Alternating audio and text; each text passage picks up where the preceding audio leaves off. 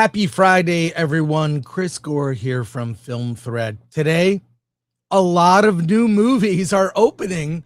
Surprise, Spider-Man Brand New Day will be #1 at the box office this weekend. That's pretty safe prediction. But a lot of other films are opening. Are they slop? Are they worth seeing?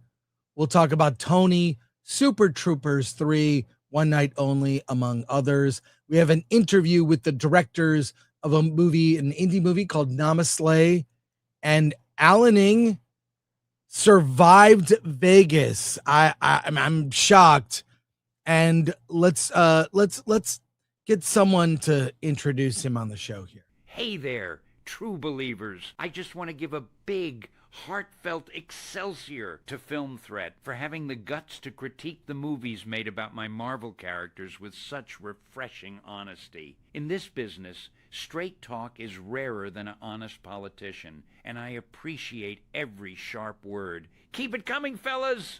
And yes, of course, Mr. Gore, I'll do the Alan thing for you. Alan. And there you are. Excelsior! Yeah. How's it going, man? Good. I'm man, I wish I could stay here. Look at this room. Look at that. Look at that. I know, look at the desk there.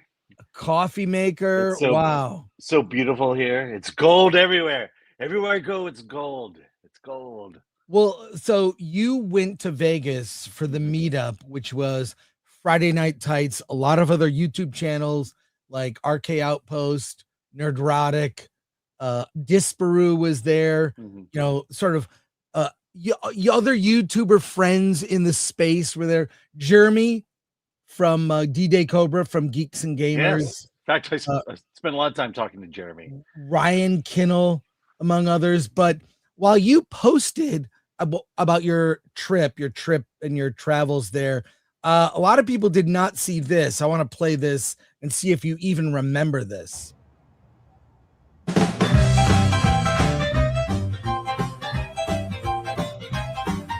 What? Whoa! Alan, Whoa. no! What are you doing? This. Oh my God, my diet has been destroyed. I can't believe it. Oh, no.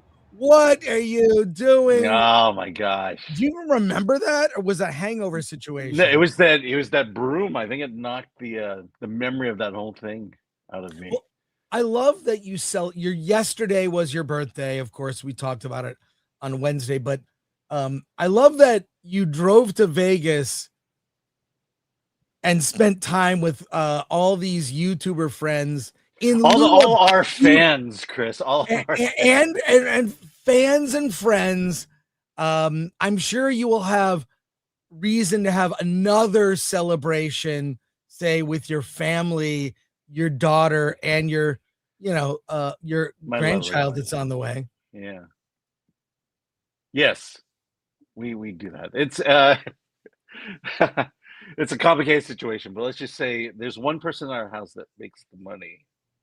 Yes, and if I give them money to buy me things, I'm pretty much just buying things for myself. Here's something. This is a actual special birthday message just for you that we cooked up here. You might recognize this person. Let's put her up on screen and watch.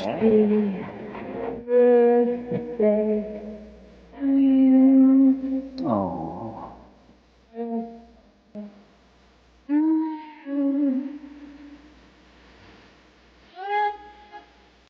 Mr. Alan Ng.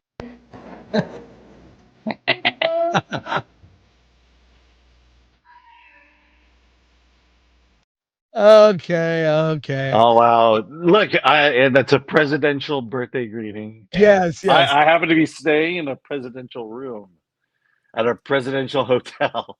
Well, tell us about who you met, your conversations. Yeah. Were people also, by the way, since your views can be considered controversial by some, did you face any, people confronting you like, hey, why didn't you love the Odyssey? I just want to hear what people say. Look, I think I ran into practically everybody. So Ryan was there, Jeremy and I talked about the Odyssey a lot while we were there. And what's interesting is, yeah, you can have two different opinions, discuss it, and then have fun with it, and then be friends afterwards.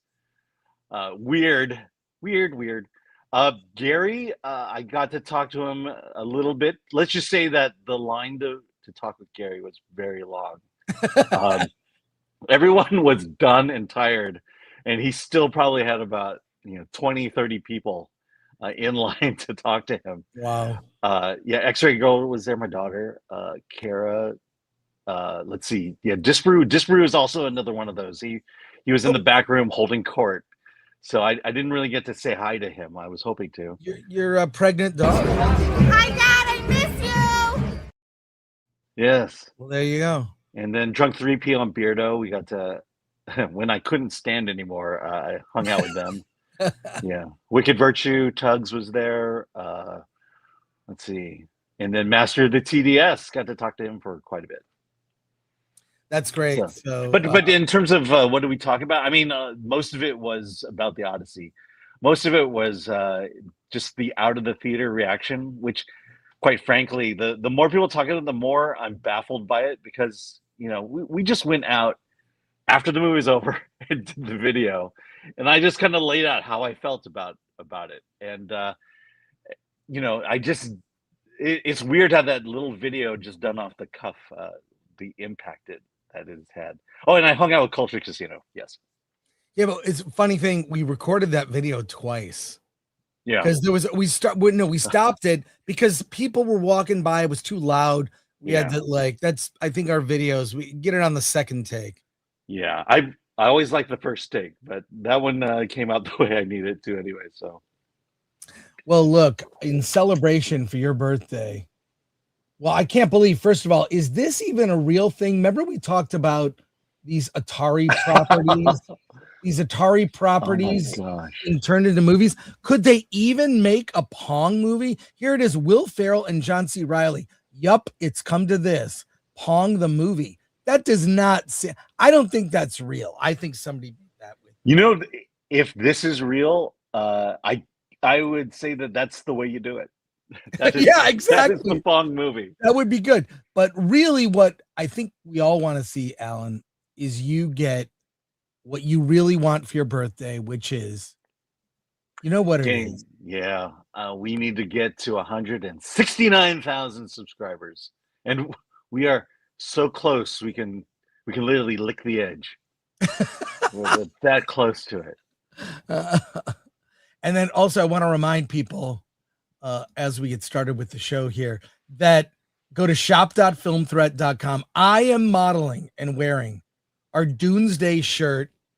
I wore this shirt at the AMC Burbank 16 last night. I got so many comments, went to the AMC Burbank, went to get popcorn. Every person commented on this shirt. They asked, where'd you get it? And I said, Film Threat. So go to shop.filmthreat.com. Get our Doomsday shirt, which is on the shop for a limited time. Get ready for December 18th, Dune Part 3 and Avengers Doomsday. Pick up a shirt or any other merch. We have pint glasses, coffee mugs. We have bags. In fact, I bought some bags the other day. So I haven't received them yet, but I'm looking forward to that. So there you go. The bags are great. Yeah. The bags are great. I love them. Okay. But subscribe so we can get to 169,000. Yeah. A lot of milestones we're hitting today. So yeah, we are. So any final thoughts on your Vegas trip as it comes to an end here, Alan? Yeah. I mean, always the reason I made the trip for the few hours I was there was just to meet you guys and appreciate the support, especially on that day and also on X. Your critics are the ones who are going to be the loudest and come to you and criticize you and leave nasty comments. But I realize I have more fans and friends than critics, so it's great to meet y'all. That's great. You're so humble. You're so humble. Yes, I am the most humble person I know. Yeah. Okay, you may My not. greatest virtue is my humility. Hey, this is the second trailer for the film Primetime with Robert Pattinson. Mm-hmm. Pretty sure you have not seen this yet. I have seen it. This looks amazing. He is having, a lot of people have commented, a huge run this year from the drama, Dune Part 3, the Odyssey, and now Primetime. Pattinson is shaping up to, like, what do you nominate him for at this point? This could end up being the one. But let's take a look at the new trailer for Primetime, where he plays Chris Hansen. Come on in.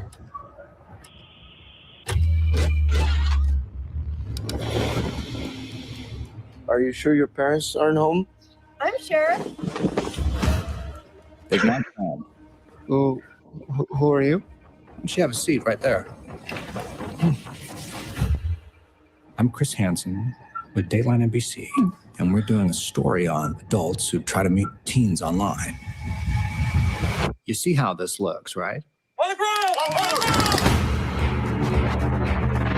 I don't really like your show, but America loves it. So I need to move you to Catch a Predator, 9 p.m. prime time. It'll be bigger than Lost. My name is Dan Plum. Do you know what you're auditioning for? So you are playing a 13-year-old? Is there time for a rehearsal? We're going to shoot the rehearsal. Come in. They're going to love this.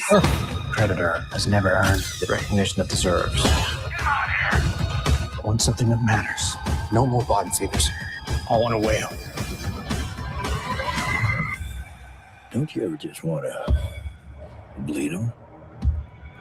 Maybe what I do is a little worse.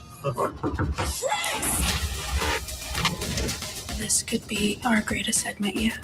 Pharma? We're going to him. We don't do that. They come to us. I don't understand what I'm doing here. What you're doing is more than acting. You're cleansing the world of an ancient evil. Let's catch us a predator. Who gave you permission to do this? You have no plan. I have to put him on television. You're going to be so proud of me. I don't want to be a bad person. Your definition of bad and my definition of bad are vastly different.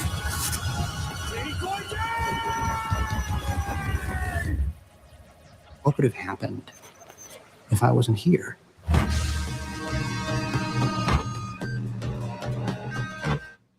Comes out the same day as the Avengers Endgame re-release. Look, Yeah. I think Pattinson is in line to get an Oscar nom. It'll be supporting or for the culmination of his work just this year, and we haven't seen Dune Part 3 yet. So it looks great. I mean, I used to watch that show when I watched MSNBC. I don't watch that channel any longer, but that show came up and it was fascinating. Fascinating. Did you ever watch that show, Alan? Oh yeah. My wife and I were avid watchers. As a movie, yeah, it looks pretty exciting. The issue I have is, so you're gonna make a guy who caught predators and make him the villain of your movie?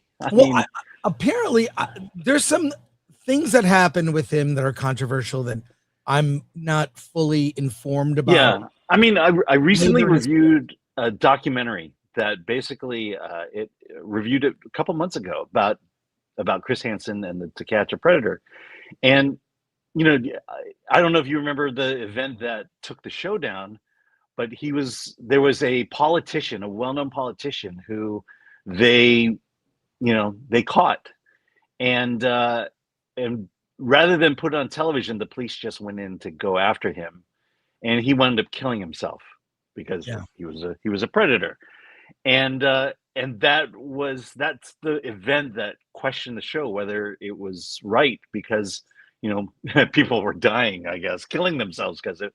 And I'm like, but this guy was a predator. He killed himself not because he was innocent, but because he got caught. And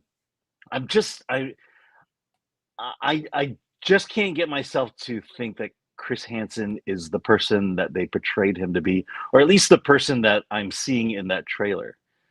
Say what you will, I just don't think that's Chris Hansen. Sure, you could accuse him of exploiting the situation, but at the same time, caught a lot of predators. Well, we shall see, but I think this is queuing Pattinson up for an Oscar run. No doubt. I think clearly it's a good performance. I'm just questioning the authenticity of the performance. Well, speaking of run, hide, fight. I guess the Daily Wire is trying to turn that into a brand. Yeah. There was the original movie Run, Hide, Fight about a school shooter. Mm-hmm. And that put their movies on the map. That was their first movie, and they actually acquired it. They didn't make it. Someone else made it. They bought that film and released it. Yeah. Well, Run, Hide, Fight, Infidels is coming out. Jonathan Major stars. And I'm not sure if you remember, there was a case where there was a safety issue on the set. Yeah. Jonathan Majors almost got hurt badly. Yeah, he fell out of a window. Yeah, he fell out of a window. And the trailer is dropped, the full trailer. And this movie is coming to Daily Wire Plus. I don't understand why isn't it in theaters? Why not release it just everywhere on VOD? Am I going to subscribe to another streaming service to watch one movie?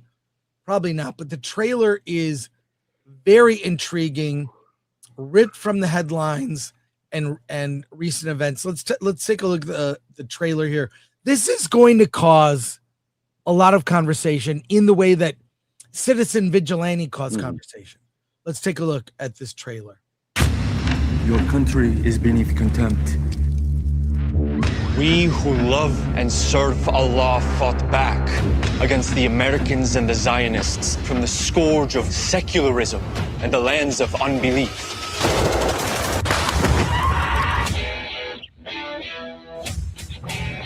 Anyone gonna listen to Captain Saunders tomorrow? The retired Delta Force soldier with a new book out. He's the polar opposite of those brain-dead protesters.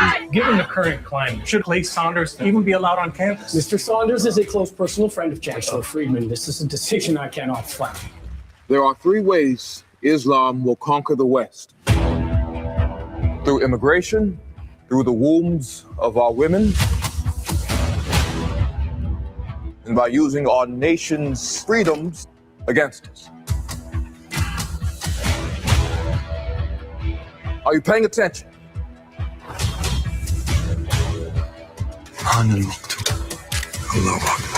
Listen carefully. The great Satan, America, will fall.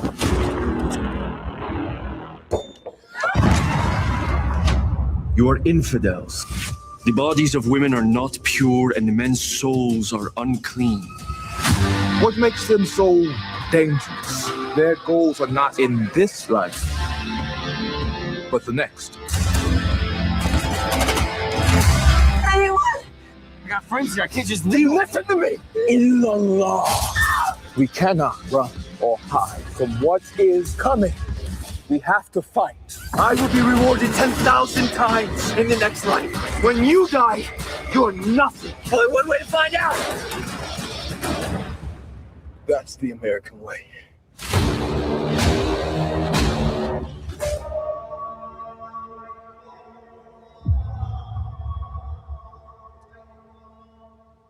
All right, coming September 16th. I'm sure that the only review, good or bad, is going to be from Alan Ng from Film Thread on Rotten Tomatoes. The beauty is it's timed perfectly to help me get over 5 million. Yes. Hey, haters of me, clip this. Yes, I'm grifting. Oh no! But look, that looks like, based on current day, this is controversial. But a film like this, with enemies from a certain part of the world, the Middle East, wouldn't have been a big deal in the 80s, maybe even the 90s. But current day is we have to have some kind of innocuous, faceless bad guy, or the bad guy's an alien. It's I mean, this radicalism is happening across college campuses, and that storyline seems very inspired by every time a Ben Shapiro would go to a college campus, he would be threatened. There'd be protests, kind of inspired by that, and what would happen if a bunch of indoctrinated students were kind of mixed in this terrorist event happened over Jonathan Majors being just an author tour on a college campus. I mean, it's a really simple premise for an action movie that no one would have batted an eye, 30 years ago, but 30, 40 years ago in the 80s, 90s. I got to get my timeline straight. But now this is going to be controversial. And I think it would even be an issue for this getting a release in theaters. And I'm glad, look, people can see it. I think just go to VOD. What are your thoughts on this trailer, Alan? Yeah. I mean, look, if Daily Wire produced more movies, I would probably subscribe, but they don't. And it just doesn't justify the cost for me. But in terms of this, I mean, watching it, I'm like, okay, another round. I half jokingly say that they'll get me over the 2 million, but it's kind of like, what I appreciate about movies like this and Citizen Vigilante is that it's unwillingness to skirt around the truth of what people are seeing in their neighborhoods and in their cities all the time. And there's just this need of Hollywood to change the narrative, to say it's not that bad, and for filmmakers to go out and just say, look, right or wrong, or whether you believe me or not, this is what we're seeing, and we're going to make a movie about that. Because the left certainly does that just as much as the right should be doing it. I mean, I hate to be political about it, but I think I'm getting tired of the gaslighting. And it's like when it comes out, yep, here we go again. This will be your new Citizen Vigilante, Alan. Oh my gosh.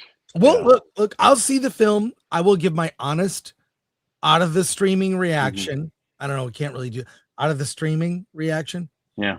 Because I'm sure we'll watch this on a screener or stream, from Daily Wire. But I'll see it. It's you know what? I saw Jonathan Majors' other movie, Magazine Dreams. He's a very good actor. I don't think he was a very good Kang. I don't think he was a very good Kang for Marvel, but I think he's a very good actor. But he's willing to risk. He's willing to take risky roles. Magazine Dreams was certainly that as well. That's not your typical role any actor wants to take. I'll just end on saying, when that movie comes out, my X feed will be, hey, this is the guy who hated the Odyssey and loved Citizen Vigilante. All right. Emily Wilson doubles down against Nolan's emotionally empty movie, The Odyssey. Alan, you have notes for this story. Yeah. It's from Variety. We saw that Emily Wilson had some comments and critiques of The Odyssey, and she's doubled down on it. She's not buckling to pressure. What does she say in this story? All right. Well, after previously calling Nolan's screenplay abysmal, Wilson now argues that the film is emotionally empty and misses the deeper themes of Homer's epic. Wilson takes issues with Nolan's interpretation of Zeus's law, the idea that strangers and guests should be treated with kindness because they could be gods in disguise. He argues the film incorrectly frames the Trojan horse as the ultimate violation of this moral code. She says the script constantly talks about compassion, but the filmmakers focus on logistics and machinery instead. According to Wilson, the camera spends more time admiring the Trojan horse, ships, city gates, and collapsing buildings than exploring the emotions or motivations of its characters. Nolan's Odyssey is itself the kind of Trojan horse. She argues the film appears to champion kindness while actually valuing spectacle over humanity. Wilson concludes that modern audiences need art that is honestly explores compassion and deception, lessons she believes exist in Homer but are missing from Nolan's adaptation. She also criticized the narrative structure, calling it gimmicky, declared the writing is abysmal, and jokingly added, "There are no sex scenes and all the food looks horrible." Well, what do you think? She's the one. She wrote the version of the Odyssey that apparently Nolan based his version on, and she's critiquing it. I mean, there is sort of a. It doesn't until the very end. It's very, passionless, and I agree with her critique that it focuses on, the horse itself or spectacle and leaves out the emotional aspect, the kind of backbone. Are you getting notifications, Alan? Yes, I am. Is there any way to turn those off? Yeah, it's from River. I got a closed River. Closed River. That's great. But what are your thoughts? What are my thoughts? Yeah, I'm just kind of chewing over what she says here because she's a bit all over the place in this. She goes from Zeus's Law to spectacle. I think she's right in terms of the spectacle. I think she is right in that the writing is abysmal. I think the dialogue in this film is very basic, very. I mentioned a lot yesterday. Very community theater, and it's just I guess the bottom line is it's weird that Emily Wilson and most of us agree on the quality of the film, and I think the difference is that she's coming at it from a different perspective from the rest of us.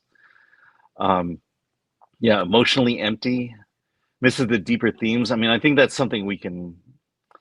I guess ultimately I have to ask is, was Odysseus the hero of the film? And I think I questioned it, and I think she's questioning it too. We've got a lot of films to review, excuse me, and a lot of news stories. Let's get to comments, and then we'll do reviews, and if we have time, we'll go to these other news stories. Got a big show today, and Alan's got to get back to California from Vegas. So let's go to your comments. We'll start from the top. A lot of comments here. Oh, and we forgot. Oh, yeah. Lord Thoth says, like, share, subscribe, hit that bell for notifications. Sign up as a member. Join us on X, Discord, Rumble, and Instagram, and buy our merch at shop.filmthread.com. That's right. And be sure to get that Avengers. We'll get the Doomsday shirt exclusively at shop.filmthread.com. Okay. More comments here. I'm just going to go to the relevant ones. All right, here we go. Maddie P. Happy, thank God it's Film Thread, or Friday. Dudes and dudettes, I hope everyone has had a fantastic week, and hail to Chris, Allen, and the rest of the fellowship. Andrew Cram gifted 5 Film Thread memberships. Thank you, Andrew. Appreciate that. Andy Likes Stuff channel. Happy days. My mom is back home with my dad after being in the hospital for 8 weeks. Wow. Now it's time for my dad to hopefully get full recovery from cancer radiotherapy. Oh, man. Well, welcome home, Andy's mom. And prayers to Andy's dad. Yeah, prayers to your dad, Andy. Lord comment for 2. Happy birthday from your favorite Scotsman, Alan. Thanks, Lord Comment. I think I did that wrong. I think I did the accent wrong. Mobile Recluse. Member for 33 months. Happy birthday, Alan. Thank you. Stay cool and awesome. When am I not? Burnout for 199. 2003 Hulk or 2008 Norton Hulk? Which do you prefer? Norton. Yeah.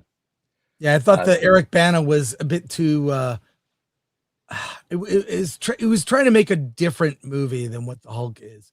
Norton Hulk is closer to Hulk, but apparently, and I think I really wish we saw him going forward instead of Ruffalo, but whatever. I mean, honestly, it was was it the radioactive poodle at the end of the movie? Yeah, that was so bad in 2003. That was awful. Yeah. But Ang Lee, gotta love Ang Lee. At least he acted like the Hulk. Thanks, Burnouts. Kung Fu Hot Dog for 10. Belated birthday greetings from Aaron Ing. Glad you had a blast in Vegas. Are the Vegas videos being released over the weekend? Yeah, I'll get them up there. So you did take videos. I took some. I it's kind of funny because you take so many pictures and stuff and you realize, oh, you weren't using your camera, you were using other people's cameras. Right. It'll leak out over the weekend. Yeah, Andy Likes Stuff channel, 440 jewels. Uncle Alert. Thank you, Andy. Thank you again. Nashville Guitars for 440 jewels. Uncle Alert. And is that a second one? Second Uncle Alert. Okay. That's Yeah, like, it's thank like a you. birthday gift. Yeah. Over on Rumble, One Punch Fan for 3. Congrats on being a grandfather, Alan. Yes. I thought your daughter was in her mid-teens. That's what everyone keeps telling me. Man, years fly by. That's crazy. I mean, yeah, that's what everyone's saying. Your little tiny daughter, yeah, but she's Asian, so she looks younger than she is. One Punch Fan for 3. Alan, your grandson's name. How about Gore Ing or Film Ing or Threat Ing? Yeah, never heard those jokes. What if you named your grandson Film Threat? That would be crazy. I would. I believe they have decided on a name though, which I will not reveal at the moment. Yeah, don't reveal it yet. Yeah. Could change. Duncan McKenzie for 10 jewels. Gold coin. Thank you, Duncan. Speaking of which, I want to get one of those Trump coins. I don't know if they sell it here. Garth Knight returns. We need to help Alan with his engagement. He has a windshield on a totaled car to repair. Well, sadly, I had repaired the windshield not too long before the total incident. Oh my God. That same thing happened to me. I spent like $2,000 on my car, and then a few weeks later, it's died. I can't tell you how many cars got totaled that I had brand new tires on them. One Punch Fan for 3. Alan, you are the second grandfather in our sphere. The DA is the first. I didn't realize DA was a grandfather. DA is a grandpa? I didn't know. Oh, we'll talk about it on Monday. Yeah. One Punch Fan for 3. Sing it, Alan. Hashtag Save Stargate. Save Stargate. One Punch Fan again for 3. Chris got married, but it's Alan with the baby diaper fund. Yeah. Thanks. Well, it's not too late for you, Chris. Leave Erickson. 10 jewels, gold coin. Thank you. Coin. Andrew Cram, 67 jewels. 6 I appreciate that, Andrew.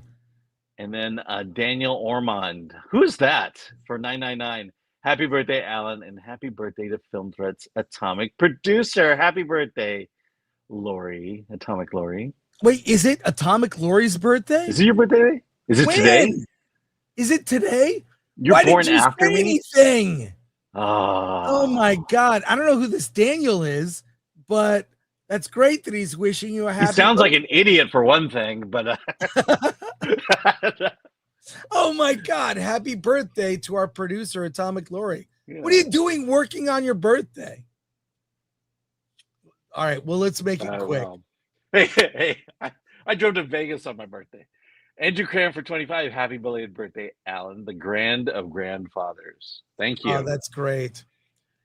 Okay, we have a lot of films to review. I want to get to those. We will have time for a few news stories after that. Then we're doing an interview. It's our Big Friday show as usual, but let's start out with reviews.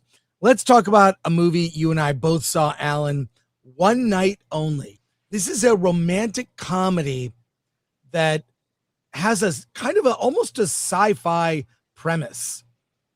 So the premise for this story is in America, which has kind of it's played in a very whimsical, comedic way. This isn't like dark.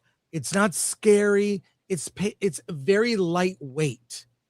It's America has kind of this totalitarian Christian government that says in order to have sex, you must be married. Single people are not allowed to have sex except one night a year. And on that one night, you can do it, whether if you have a girlfriend, boyfriend, whatever. You can have sex. If you're single, you can go and find somebody, and there's no consequences. Otherwise, everyone has a tattoo of they choose their kind of what their little icon or emoji on their wrist that will alert if anyone's having illegal sex. Now, all this sounds really dark and dystopian and is not really fully explained in the trailer. And the trailers for this movie are terrible. But it's this whole sort of it's like The Purge, but with sex. It's not quite like that, but whatever. The movie is kind of what happens in the one night when our lead character, Owen, played by Callum Turner, his girlfriend decides on their one night that, hey, I'm going to go have sex with someone else. Of course, he's distraught by it. And then Monica Barbaro is Allie. She's a singer who sings like prescription drug jingles, but she's a really good singer. Yeah. But based on popular songs. Yeah, based on popular songs. It's very played off in a very funny way. We meet other people in their lives, Allie's best friend who ends up finding a dude immediately. We meet Owen's mother, Linda, played by Molly Ringwald, and she's having sex with, of all people, LeVar Burton is in the film as someone she decides to hook up with. And we see little sort of touches of other people's stories. Allie and Owen keep running into each other. They do the meet cute, and then they keep running into each other while each of them tries to survive this night. Now, if they had put all that in the trailer, like what the actual premise is, The Purge with sex, I think that would really turn people off. The way it's played in the movie is like a joke. People say resist the mandates. It's played in a very lighthearted way, considering, and everyone in society has kind of accepted this. I almost think it would have been better. Throw that aspect away. Why don't you just have single people on Valentine's Day? Okay. They call it Singles Awareness Day. That's the little name some people call Valentine's Day. When you're single, it's Singles Awareness Day. They could have had single people on Valentine's Day, made it simple rather than this sci-fi concept. Look, I got to give this movie credit. I've seen more people kiss in this movie than I saw in all the movies the last 5 years. That's not an exaggeration. I saw women dress sexy, like short skirts and heels. That's like default setting for every woman in this film is sexy. The men also shirts off, very sexy. This is like all the romance that has been bottled up in movies in the last 5-10 years. It's exploded in this one film, because I had written off romantic comedies as a genre. They're just not, they weren't a thing. And I got to give this movie credit. There are parts of it that are by the numbers, but it's very unique. In the end, it's Monica Barbaro and Callum Turner. Their chemistry is so good. Mm-hmm. This movie won me over. I was sitting there resisting. This concept's dumb. And it's got like not a really good, it's not on Rotten Tomatoes. It's like 52%. Okay. But this movie is romantic in the end. While it's really focused on sex, in the end, the movie is really romantic. It ended up working for me, and it's a genre that I think needs new life breathed into it, and I recommend it. Look, not the best romantic comedy, but there's some funny things in here. I don't want to ruin any of it. What did you think of One Night Only, Alan? Yeah. Look, I'll admit, I have seen movies where I was just not into it until the very end. And the end of the movie won me over. This is a little bit different in that I really like the ending. But everything leading up to it was, I think my issue is the overarching issue. It's this Singles Awareness Day and the idea of it. That to me, it was like I'm thinking throughout the whole thing. This would never happen.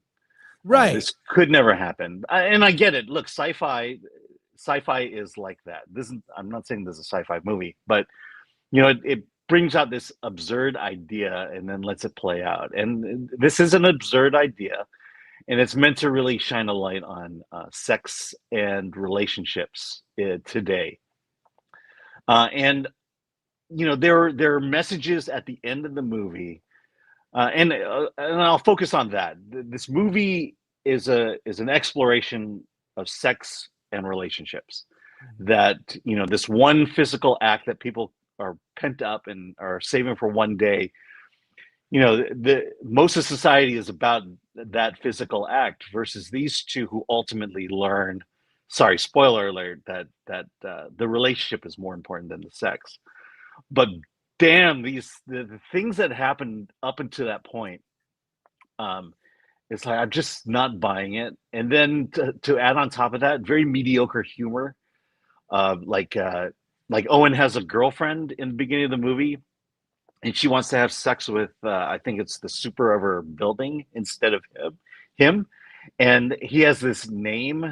I think I'm just gonna say like Owen Greenblatt Ruiz, and they say that name over and over again because they think that that's funny. If we just say this weird name over and over again. And to me, that was kind of indicative of a lot of the humor in this movie. If to call there's a lot of sex in the movie, no nudity, but people having sex. But I wouldn't never call this movie raunchy. And I think maybe if there was a raunchy factor, there were raunchy jokes. There were raunchy jokes, but it's very safe. One thing that helped guide me through the whole film is Monica Barbero's cleavage, which is on display constantly from basically the first third of the movie to the end, and it's fabulous. But it's just kind of like there are things in this movie I really like, things in the movie I really don't like, and I think in the end, the stuff I don't like won out. And look, I'm not going to give this. I'll give this a bare not recommend. Oh, well, I give it a bare recommend. I if I had to rate it, I give it a 6. But I think what it's that thing where I'm like, I was really resisting it, and by the end, the movie really won me over with its overriding message. Yeah, I mean, I will give you that. The message, that message is important. That again, sex versus relationships. That's something I think we've gotten skewed off of in the last few decades. And I think this is a very pro relationship. I mean, look, okay. I was gonna make a comment that we're giving away the ending. Come on. But the thing is, sometimes maybe one of the things they don't discuss is one loophole around the whole one day of sex is get married. Yeah, well, they show like the president in like they really try to do the world building of like this is a real world, and there's like all this propaganda about the one night only, and then like the tech behind the mark on the wrist, which some might say mark of the beast. I don't know, just saying. I was thinking exactly that way. Yeah, but then they show the president. It's like, well, STDs are down, the teen pregnancy down. Like he was going through the numbers of things are positive over this mandate of no sex except for one day to sort of let loose. Yeah. In the end, I give it a bare recommend, a 6, and it's really the chemistry with any romantic comedy. The chemistry of the two leads makes it, and the movie won me over in the end. So I'm recommending it. Alan? No, bare not recommend. But bare not recommend. The message, yeah. But I mean, I do like the message at the end of it, but damn, what I had to go through to get there, I don't think it was worth it. Let's go to comments, and then we've got more movies to review. Let's see. Trish Page for 10. Buy yourself something pretty, Alan. Oh, Well, thanks. not for $10. I'm in Vegas for crying out loud. Thanks, Trish. Appreciate you. Appreciate your comments. All right, Duncan McKenzie, 900 joules, duckling. All right. I'm trying to figure out how this works. Press M to start for 2. Y'all going to see Attack of the Killer Tomatoes? There is a new one. We're reviewing it, and we are going to have the director and the original creator of the franchise will be on this show in a couple weeks. Time to release. It's in the schedule. But yeah, we're interviewing the filmmakers. Yeah, just in time for some puberty love. Film Thread, One Punch fan for 3. Happy birthday, Alan. Thank you, One Punch fan. Happy birthday, Atomic Lori. Oh, that's great. Happy birthday, Atomic Lori. I know. Hazmat for 10. Hey, guys, there's a remake of Angel and the Bad Man in October. Zachary Levi, Neil McDonough, and Tommy Lee Jones look pretty good. We need more Western movies. We will cover that movie, and I've been in touch with Zachary Levi. We're going to get him on the show, in the fall. Yeah. Well, this is a good time to have him on to promote his film. Dark Knight Returns. So it's the splooge. Not the purge. Not the purge, but the splooge. Yeah, there we go. Okay. Hey, more films coming out here. Let's talk about Ice Cream Man. Ice Cream Man is the new film from Eli Roth. Of course, he made the Borderlands movie, which I don't think anybody liked Borderlands. I don't think he liked Borderlands. Yeah, I don't think he liked it. And he did complain recently. We covered an article where he talked about there was an R-rated version of Borderlands, and he took so many studio notes. Well, Ice Cream Man is his new movie, completely independently financed, shot in Canada. It's a very simple premise. Ice Cream Man comes to town, and during a baseball game, we meet the cast of young people, which really seemed inspired by the Bad News Bears. I mean, Eli Roth is in the movie. He plays the dad. One of the parents, yeah. So two of the kids are two main leads who are brother and sister in the movie. And I forget their names. I'll find them in a second. Jared and his sister, Lizzie, I believe. Lizzie, yeah, Jared and Lizzie. So Jared's on the baseball team. He's lactose intolerant. He can't have lactose. So all the kids get ice cream except for Jared. Sad little Jared. So, and what's fun about this movie is the tone of it. It's set in a small town. It's sort of an idyllic suburb. The school, you've got the baseball field, the playground, whatnot. We meet the cast of kids, Jared being the lead, and they're all really charming. They really act their age. I mean, they're like 11, 12 years old. Well, this kind of creepy Ice Cream Man is giving out ice cream that overnight has a strange effect. It turns the kids into zombie killers who murder their parents and teachers in very comedic ways. First of all, it's very gory. I mean, you've got them. They scalp one of the teachers and feed him his own brains, among other. That's just one of the things that happens. Chopping off limbs and fingers, and it's well. The first kill is a girl sawing her mother's head off. Yeah, it's just full on. Now it's played comedically. It's not as gory as, say, a Terrifier movie. Not as gory as that, and it's played also in a comedic way, which I liked. But there is a story to it. So Jared, that leads to an ending that is a shock ending, which I could not believe they put the movie. Please, Alan, no spoilers. Yes, but this thing is shocking. It's also 90 minutes of fun, nonstop. It knows what it is. And even in the cinematography and the way it's filmed, it's like it was made in the 70s. It is set present day. It's set present day, but so they have cell phones and all that, but it's all from the kid's point of view. So Jared and his sister are trying to escape, and they have other friends that join them, whatnot, in trying to escape the zombie killer, and led by the ice cream man. I had a blast. The audience I saw it with loved it, laughing as much as they were grossed out. And Snoop Dogg has, I didn't see Snoop Dogg in the movie, but there is a trailer.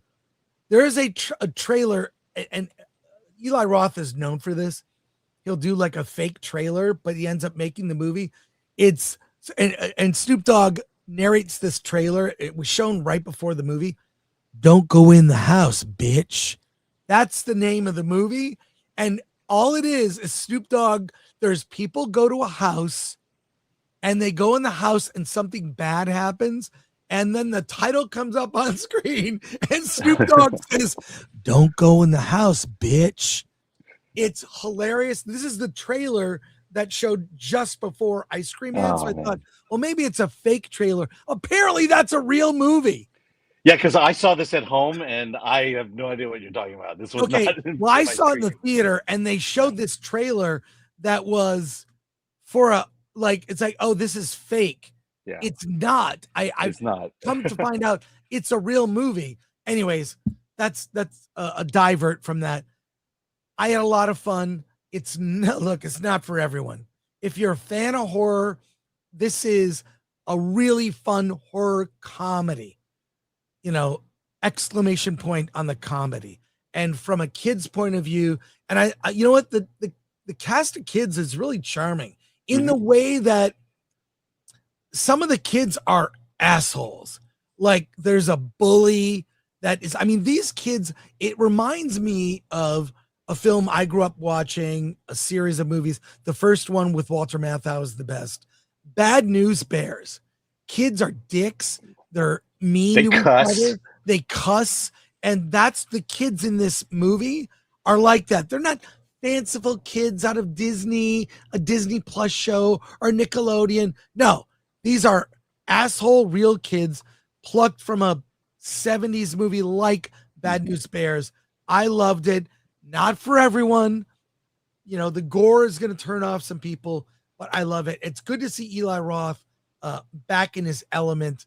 And you know what? Get away from those Borderlands studio movies. Do something indie like this. Can't recommend it enough if you're predisposed to like that kind of movie. Yeah.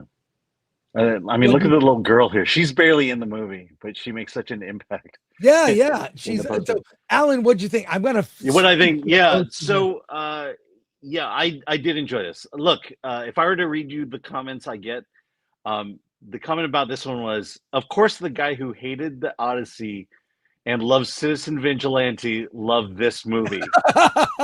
I was literally getting that. Even our buddy, got on me for liking this movie. A moment ago, I talked about the gaslighting that's going on in this world. I'm also, it's just this weird, this pro-woke movement that has become very moralistic. And, a movie like this, if it came out in the 80s when I was in the, heavily in the evangelical community, there'd be radio programs about how awful this movie is. And back then I even despised the moralizing of that. It's just comedy. It's just meant to be comedy. And yet, children, this is a movie that you should not make. And by that alone is the reason you should make this movie. Yes. That's how, and here, so, you mentioned a lot of what I liked about it. It's just wrong. It's funny. It's crazy. The gore, Terrifier 2, I got through a third of the movie and I had to quit. If that's a 10, this movie's a 5. It's not the gory. It crosses the line. It crosses the line, but it's still fairly comedic.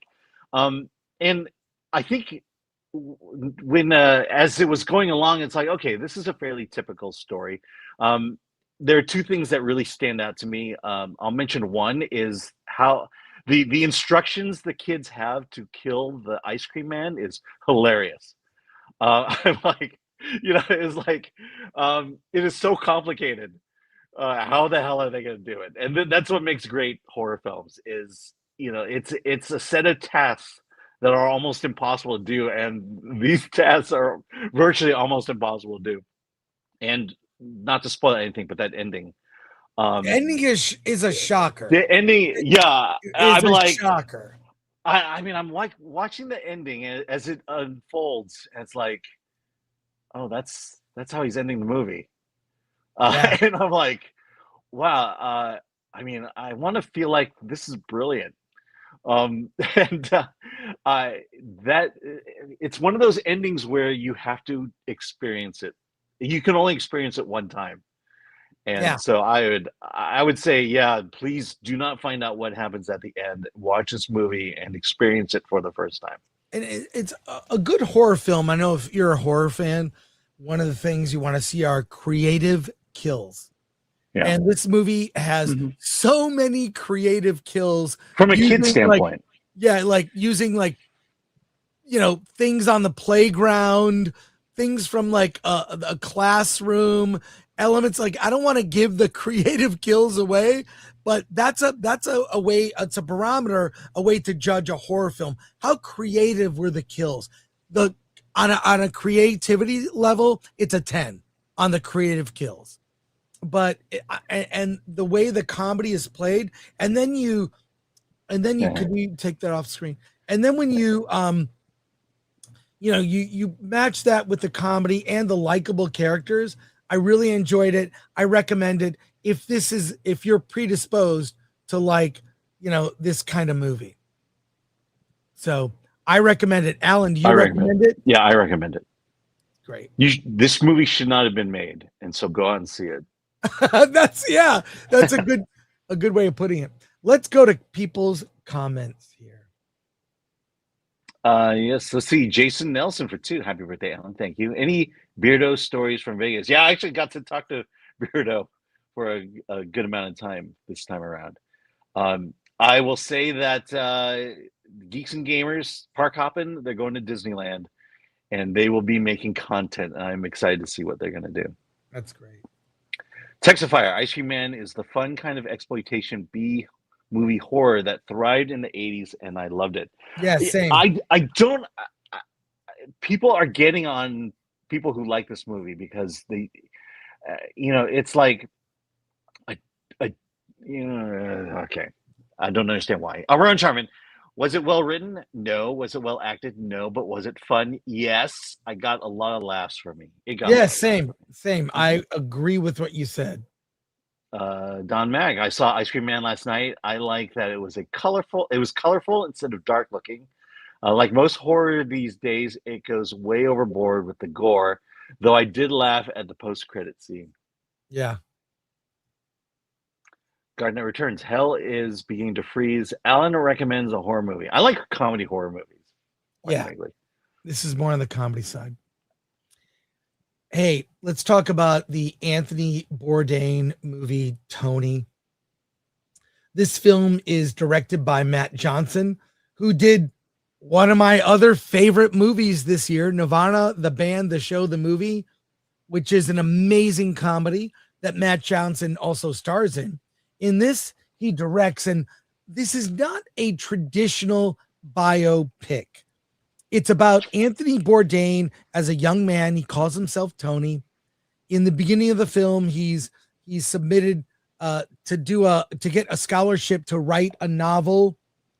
He does not get the scholarship, and it's kind of a big setback for him. He lies to his family and a girl who he's attracted to, saying he did get it, but he did not. And he goes off to, where's he go? Martha's Vineyard. Oh, no, Providence. Providence Town. Where he ends up for a summer working first as a dishwasher and then a cook at a restaurant. And he is rough around the edges. He's angry for no reason. He really is attracted to this girl, Nancy, played by Amelia Jones. I mean, there's chemistry between them, but she has she's not convinced that he's the guy. He ends up making friends with the guys in the kitchen, Sal and Dimitri, played by Leo Woodall, we saw in Tuner, and Stavros Halkias, who is in the TV show Tires. I think he's great. Anthony Banderas plays Antonio Banderas. What's that?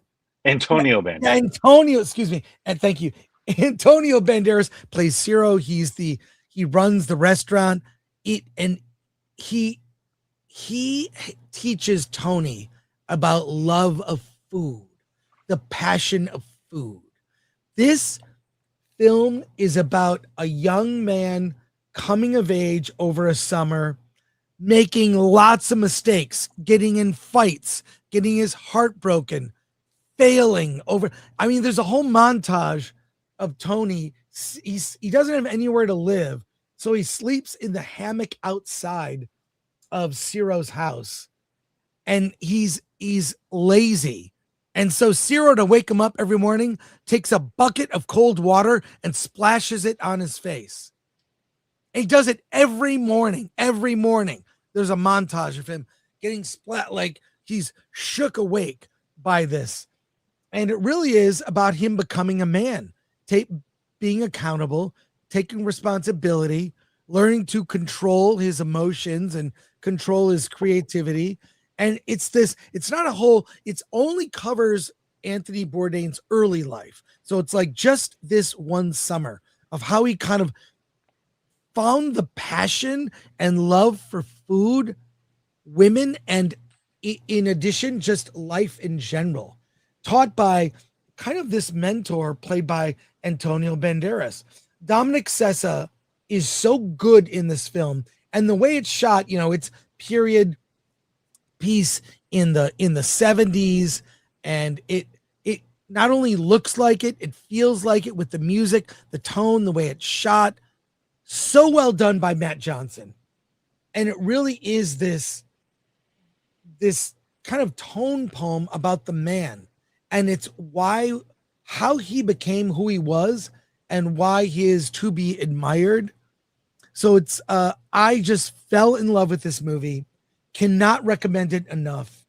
And it's also very passionate and romantic. So one of my favorites of the year by the same filmmaker, Matt Johnson. Love it. Alan, 2 movies in 1 year. Yeah, 2 in 1 year. What do you think, Alan? I really like this movie. And I think I come at it from its themes more than anything else. This is a kid, literally a kid who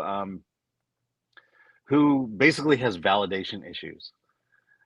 I think he comes from a family that just, a father who is just too overly praiseworthy of him, giving him too many chances, with a mother who expects a lot more from the guy. And he is at that coming of age where there's this inner conflict of he wants to be something, but he doesn't have the will or fortitude or discipline to ever get there. He wants to be a writer, but he can't write. He just can't get himself to write. And so he lies as a way to validate himself, to make himself feel like he's someone that he's not at this point in his life. And the movie basically takes that idea and takes him and basically where he just digs himself deeper and deeper and deeper and deeper and deeper into a pit that he can't get out of. And literally 90% of the movie is him getting to that really deep pit. And what I like about the movie and the theme of the movie is this idea of grace, forgiveness, and second chances. That these 3 things we have learned does not exist in American society today. If this movie, if Tony had lived, a couple of years ago, he would have been canceled permanently by now for the things he does. The way he touches women in this movie is like, wow, it was risque then. It would definitely have gotten canceled today. And look, somehow we've gotten to a point in society where we focus on the worst of people. without the idea that, yeah, we're not perfect. We make horrible, bad decisions. But there is still this ability to pull yourself out of it, to become a better person by realizing your weaknesses and overcoming and becoming the person that ultimately Anthony Bourdain becomes. And this movie is, this movie is not about the life of Anthony Bourdain, but it's about the moment in time, this one summer, that where he became the man he would ultimately become. And so, high praise and my recommendation. Yeah. I mean, it's on my top 10 for the year. Mhm. It's that good. And it's really about the tone. And if you tried to make a movie like this now, because of the things that happened in the movie, you could not make it. You could only make this movie as a period piece, because I mean, it's romantic. It's not filled with any modernity. This movie is like, it's like a slice of life of that era. And it makes me miss that era where people could be, people could not, they don't have to, he's not perfect. He's not a perfect person. No one's perfect. Yeah, exactly. That's the point. It's and just to see him become a better version of himself and see that journey and see him learn and fail over and over. He fails. He's kind of a loser and then just finds himself.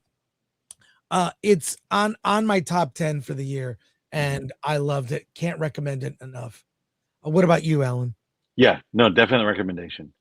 Matt Johnson. I mean, this seems like the most serious of his films thus far, and he nailed the drama perfectly. Let's go to comments. Yeah, I'm just telling everyone I know, just go see it. Go see it.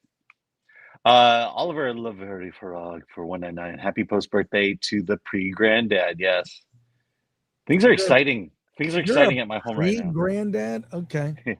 Well, I mean, it's got to come out at some point. Lord comment for 2. Our fave stream. You can never go overboard with Gore. Yeah, you can. Yeah, their episodes. Believe me.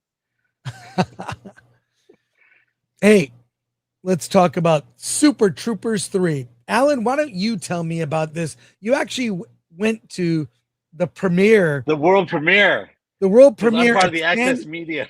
You were there at San Diego Comic-Con. Last night, I went to the special fan screening with a live streamed Q&A from the Grove. I actually filmed it for our channel. For members only, check it out, the Q&A. But Alan, tell me about Super Troopers 3. Okay, so full disclosure here, I have never seen Super Troopers or Super Troopers 2. So and I'm not that familiar with Broken Lizard. I've seen them in the media, but I've never watched any of their movies. So this is Super Troopers 3 is my first Broken Lizard film. So if I get names and ideas wrong, that's why. But our favorite Farva rescues a woman, Sarita, who happens to be the sister of Thorny. She gets into a car accident, and Farva, being the cop that he is there on the scene, and he rescues her. And when he rescues her, the two fall madly in love to the point where almost instantly they decide to get married. And Thorny, of course, doesn't want Farva as his brother-in-law, so he goes on a mission to break up this marriage. The best way he can think of doing that is simple. Have Farva meet his parents, his very conservative Indian parents. And that's what happens. They have a dinner together, and lo and behold, Farva comes dressed to the nines and impresses the hell out of his parents to where they give his blessing.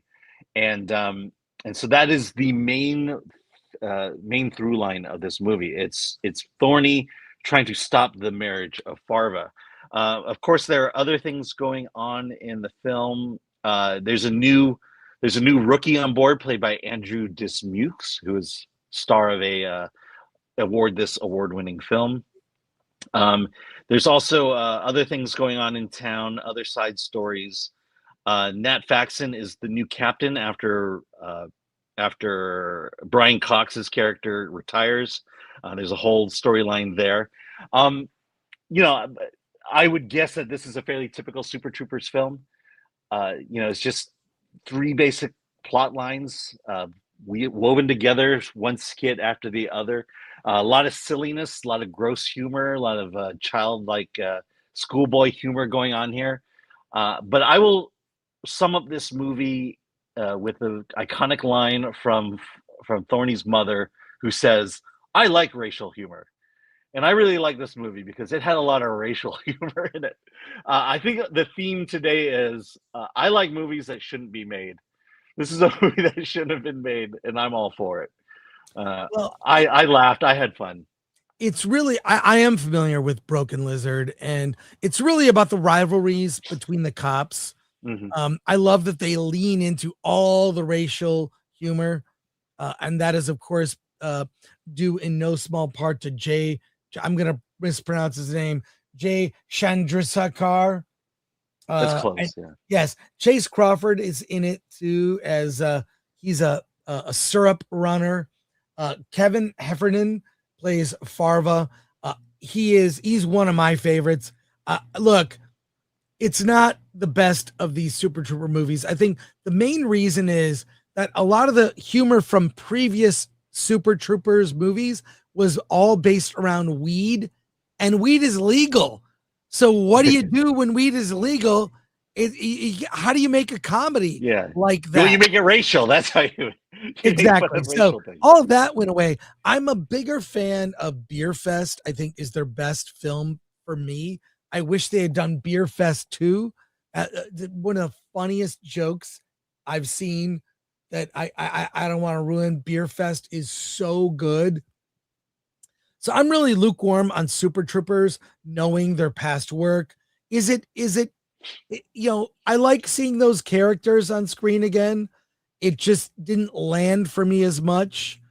I mean, there is, and by the way, there is nudity in it. There's a bachelor party scene where they hire strippers that end up having sex with the dad who pays for it in the end. But, and the ending kind of was like, all right, okay, this is so dumb, I'm laughing. There's like a nod to Han Solo frozen in carbonite. One of the characters gets frozen in like this maple syrup, just like Han Solo. And it's so dumb and farcical. You're just like, all right, I'm just bought in. But it's not as funny as their previous work. So it gets a mild recommend from me. I see you liked it a lot more. Yeah, I mean, I'll agree with you. The humor, watching the humor, I felt like they're older, and they're not as sharp on the humor game, but it was still kind of funny. I could imagine that the first two movies are a lot funnier. Well, you took one of the biggest sources of the jokes from their films off the table. Weed. Yeah. Weed is like gone. And so what do you make jokes about? And they replaced weed with maple syrup from Canada, and it doesn't work. It doesn't work. Yeah, but did they lean into the racial stuff in the first two movies, or was it just the weed? Humor about everything. Racial. Okay. They did a lot more, but it's very light. It was funny. It wasn't cruel racial humor. It was it was fun. I mean, I grew up watching other, Kids in the Hall, a lot of other groups that, I became fans of and watched their movies. And, as funny as Broken Lizard is, I can see why I never really watched them. I think the impression I got was they were a little bit more sophomoric compared to all the other ones I'd been watching. Well, do you recommend it? I do. But it's a silly, stupid movie. I'll give you that caveat. Well, there you go. Yeah. Let's go to comments. All right. Neil Horn for 2. Alan is taller in person. Glad to have met you. Hey, good to see you, Neil. Yes, I'm a giant Asian. Garth Knight returns. Alan, you are banished until you watch Broken Lizard films. Club Dread and the unrated Dukes of Hazzard is required watching. They made a Dukes of Hazzard movie? Yes. I having seen their other films, this one was the weakest of the bunch. Okay. I'll give it a shot. I'll see what they're like. I'll see Beer Fest next. Joe Pat, member for 8 months. Didn't Broken Lizard promise a sequel called Pot Fest? Yes, they talk about it in the Q&A that I'll post on the for members. So if you're a member, Joe, you'll see it. Let me guess. They were about to shoot it, and then it became legal. Yeah. Have God Will Travel, member for 11 months. Did you see Quasi? It's really funny. I have not. Thank you, Have God Will Travel. Thank you for being a member. Tim is not funny. I fear this could be corny retread like latter-day Kevin Smith movies. It probably is. That is a good way of putting it. I can see that. Not as good as their earlier work.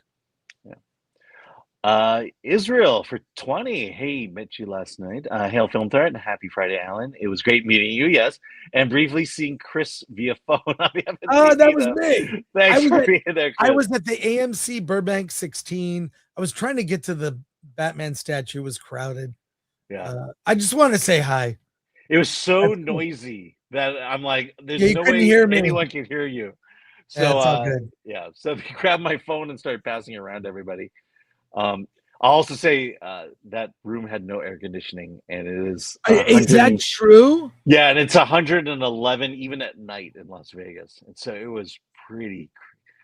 There's a hallway that I realized at the end of the event that was air conditioned, and so I spent a good 10 minutes in that hallway. Oh my God! Wow. Okay. Yeah. All right. We've got a few news stories that we have time to do before we do our interview. Let's talk about this, Alan. She-Hulk exposed. Now, we reviewed She-Hulk and talked about She-Hulk. In the early episodes, we gave She-Hulk a chance. Yep. You know, we liked where it was going. But there's something. Let's actually look at this. This is from a post on X. I'm going to share a screen here, Alan, and you're going to see from Daniel Friedman. The head writer and showrunner of She-Hulk was Jessica Gao. Mm-hmm. She was best known for being the credited writer on the Pickle Rick episode of Rick and Morty. During the production of that episode, Rick and Morty, showrunner Dan Harmon cast Susan Sarandon as the family therapist, a character Gao had named Dr. Wong in the script. Gao crashed out over the casting of a white actor for this part. In 2018, this was a major transgression. And as an act of contrition, Harmon did a podcast with Gao called Whiting Wongs, which is 40 hours of him apologizing and learning about racism. The writer credited on Pickle Rick episode and this podcast raised Gao's profile enough for her to land the showrunner gig on Marvel's Disney Plus She-Hulk show.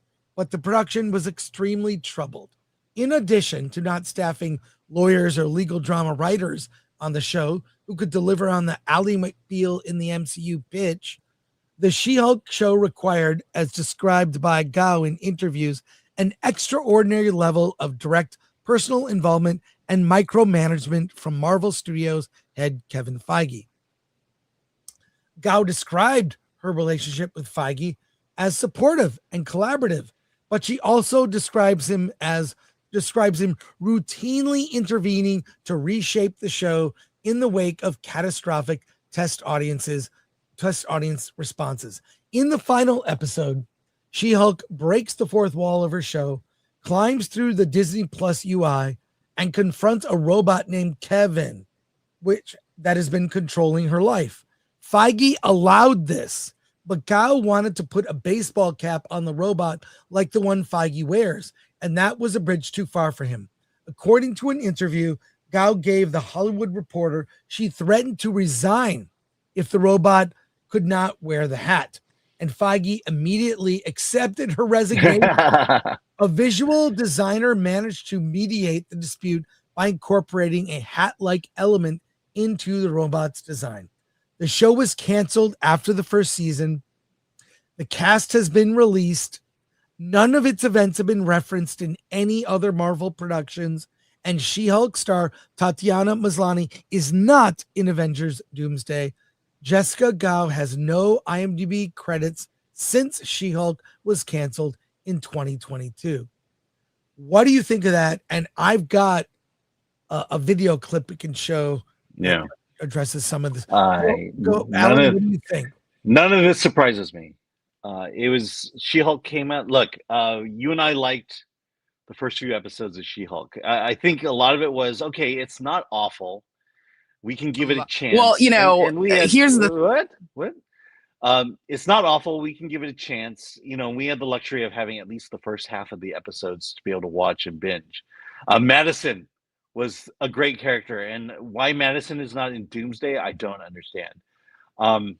But what was happening at this time was minority voices not being heard, and what it sounds like is, and I think we've had this confirmed, but it seemed like a lot of shows were hiring minorities to write an episode in order to give themselves credit for being a television writer, and then using that one episode to then go to Marvel and other places and say, look, I'm a minority voice who has written television, you must hire me. And Marvel made the fatal mistake of actually hiring that person, who A, only got the job because she was a minority voice and not an accomplished television writer, and B, found out instantly that she was not qualified to do her job, to the point where, this falling out between not only Dan Harmon and the sad, pathetic apology tour he made on that podcast, but also to Kevin Feige, to his credit, did not put up with her crap. And so, again, none of this surprises me. And I'm sad to see Asians stooping this low. We are better than that. You're muted, Chris. Here you can see the logo for the podcast, Whiting Wongs. Let me play I bet they thought this was funny too. This is Dan Harmon talking to Jessica Gao on this show, and we'll find a good place to end it. But listen in their own words. Is it funny that Susan Sarandon's playing Dr. Wong? Is one question. Or answer that. Is it funny? And that was a great segue into having me answer a question. Thank you. Well, here's the thing. It might seem really, really insignificant to most people, and by most people, I mean white people. Default people, I like to call them. Default people. The factory settings people. But the thing is, you just have to think about it in context, like the wider context of things. It's that because there are so few roles and opportunities for Asian actors or Asian American actors or any actor of color, like it just means so much more when a character or a role like that is gone, Right.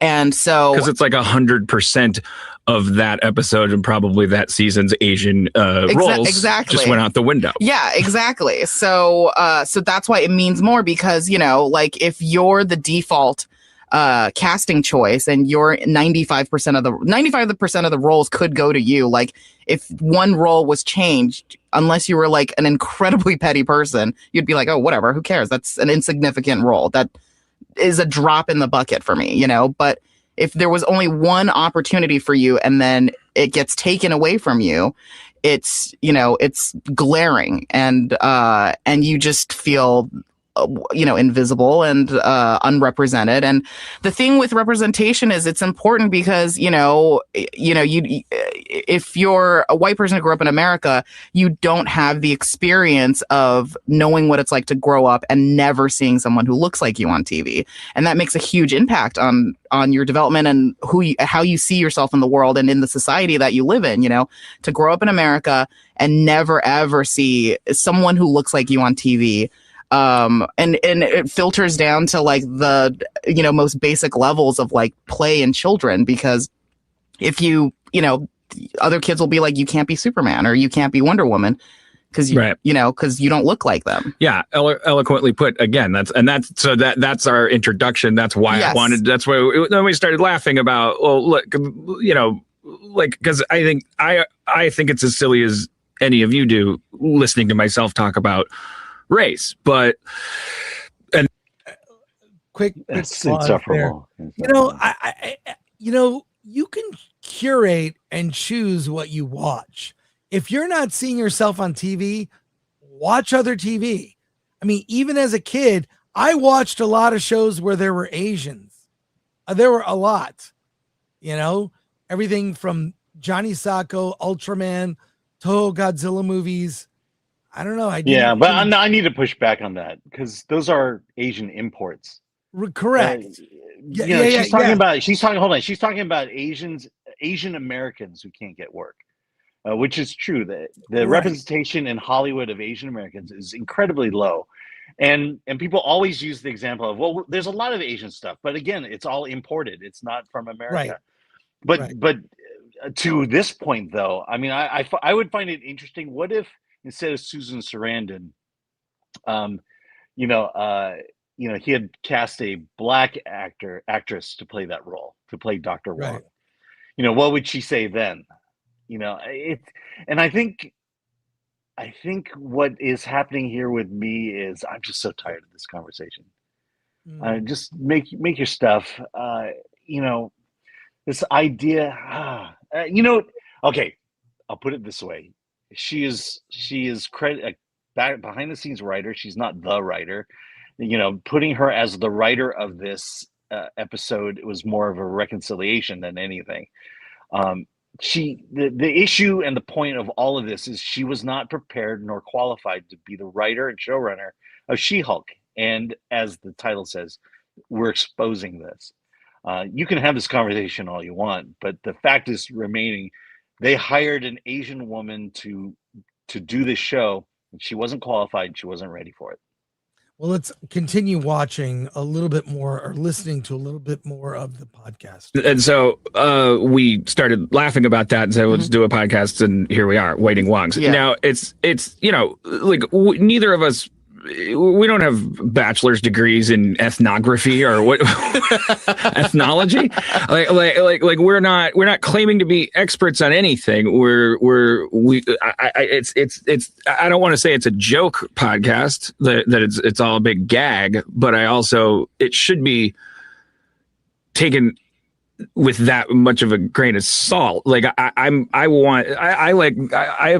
looking forward to the opportunity to just talk about the shit that in other contexts people just start to cringe and they look at the floor and they don't want you to talk about it because especially if you are white, woe is me, woe is my white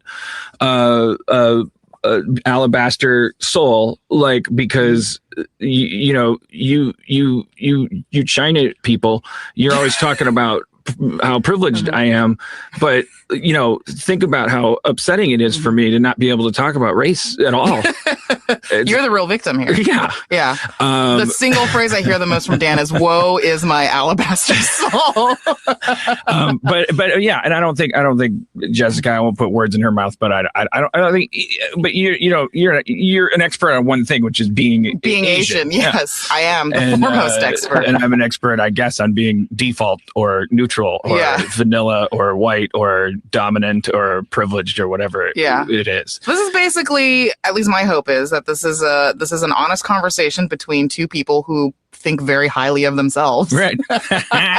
Yeah. And it's like, what I like about it is if you clicked on this podcast, you saw the description and you listened to it. So you can't complain that a fat, white, middle-aged dude is talking to an Asian writer about Asian American writer about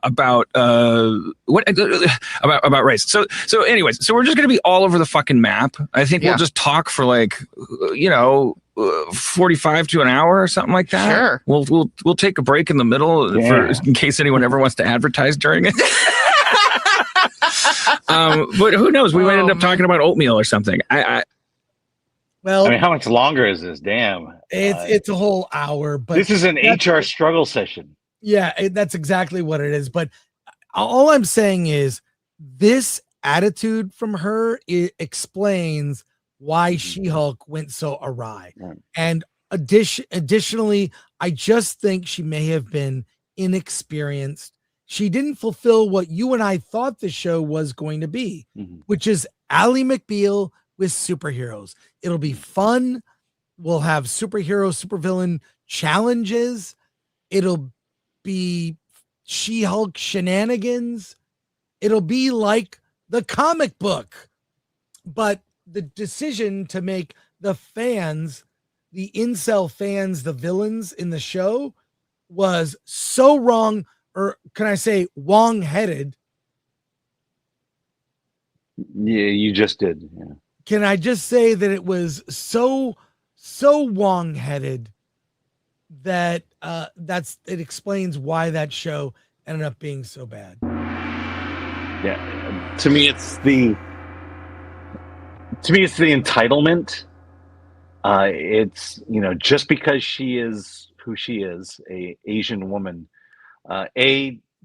she got the position because she demanded it, and two, when you get yourself in this position where, you know, she's the Asian voice, blah blah blah, that also means she can't take notes, and that's what was indicative with the whole Kevin Feige thing. I think he tried his best to mentor and bring her along, because he's been doing it for so long, but it was clear that, you know, she wasn't willing to take notes.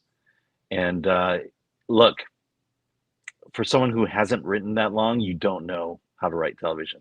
There are rules, there are things that have to be considered, and if you're trying to reach a broad audience, you've got to follow those rules. And she wouldn't do it.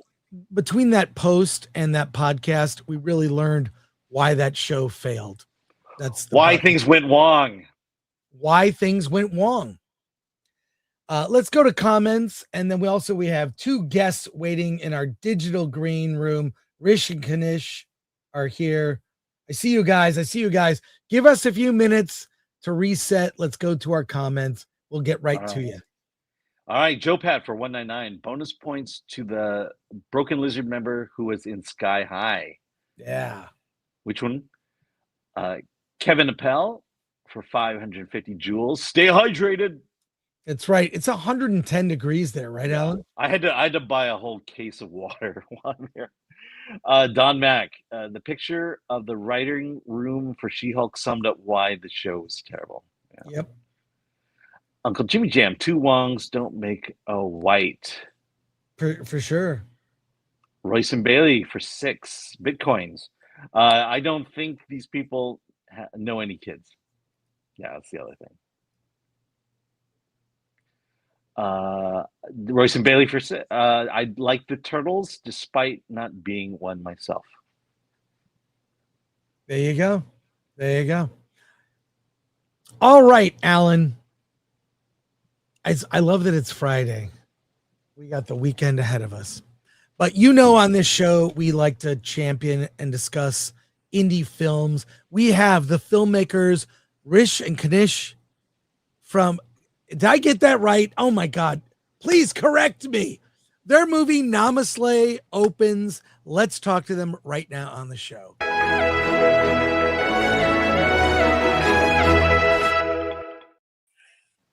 Hey guys, how's it going? Good. Hey guys. Yo, this is super professional. This is awesome. You guys got like an intro and everything, all these custom graphics. This is dope, I mean, I know that's no surprise to y'all. This is literally like our first interview, I guess. So thank you all for having us. Well, you know, you guys aren't too bad. I don't see unfolded laundry in the background or empty beer cans. Like, it's great. Yeah. But yeah. Tell us, I want to show the trailer to your movie. Sure. But tell us what it's about. Sure. And by the way, you did get it right. It's Rish and Kanish. I'm Rish and he's Kanish. So love it. You nailed it, bro. Yeah, you nailed it. The spelling helped. Let's put it the spelling. Yeah. It rhymes. So anytime you get confused, it rhymes. But the movie is called Namaslay. It's our first feature film. We wrote and directed it and produced it together. Kanish is my older brother by 2 years, so we've been working together since I was born, essentially. And the movie is a horror satire about the cultural appropriation of yoga in the West. That's horror satire is kind of the anchor genre, but we kind of more broadly describe it as a masala film, which is, y'all might be familiar with it as film experts yourselves, but the masala film is a genre framework that kind of originated, or it really was popularized during the 1970s in Indian cinema, but it's kind of emblematic of this school of thought in Indian film of genre blending, that when you go to see a movie, even if there is one core genre, you can actually dip into the idea of multiplicity. And when you go to see a movie, you get, the full experience of life in the context of comedy and drama and horror and action and everything that you would want out of your hard-earned paycheck. Well, and also I love the poster for your Thank film. you. Thank you. Share it right now. That looks Thank you so so much. cool. Look at that. Thank you. Whoever designed your poster, good job. Our aunt That's actually painted the poster. Yeah. Our really? aunt. He hand painted it. Hand painted acrylic on canvas, the original. Wow. And everything you see on the poster, like all the elements of the poster, hand painted from zero by our aunt, who is a professional artist. And then she shipped us the canvas. We scanned it at a print shop here in Los Angeles, and now that is the official poster for the movie. I love it. I love it. Now this isn't any kind of blasphemy, is it? Yeah. No, this is. I mean, the movie is I guess very, we could tell you that we're good. the movie is very, I think, respectful of yoga as not just a physical practice, but also a spiritual one, and a philosophical one. So we really did a lot of research into yoga, and we had some experience with yoga because of our mom. Actually, like, she always practiced yoga more as like a personal thing at home as we were growing up, but we felt that there had never really been a yoga movie before, and even in the tradition of films like The Karate Kid, we weren't alive at the time, but like The Karate Kid became, when we were growing up, the original film, like, was one of our favorite movies. And from what I understand, that really created an uptick in popularity for like karate and martial arts in America. And even though that film wasn't even made by Asian Americans, it still had a curiosity and a sensitivity towards the spiritual practice of martial arts, or like the reason people do martial arts. And I think we felt strongly that there was such a foundation for yoga that was ripe for a film. So well, I like what you said about the genre blending and whatnot. It used to be that Hollywood movies really contained elements of the best of the genres. It was comedy, romance, musical, action. Yeah, it was all those blending. The most recent movie in Indian film, oddly, that did that so well was RRR. It was action, drama, romance, and musical and universal themes, for crying out loud. Yeah, universal themes. Yeah. Let's take a look at. I've got the trailer here for your movie. Let's watch it together, and we'll talk about it on the back end. Here it is. So we actually cut this trailer ourselves as well, by the way.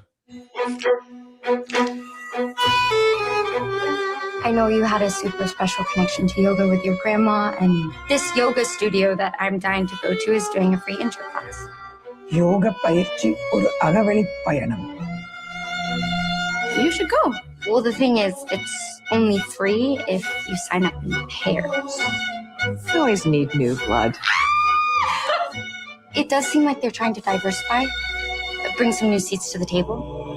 I would like to formally extend an invitation to our Vital Soul retreat. அவங்களுக்கு பயப்பட வேண்டாம்டா. நீ கவனமா இருந்தா, ஷார்ப்பா இருந்தா. How much is it? All it costs you is your blood, sweat, and tears.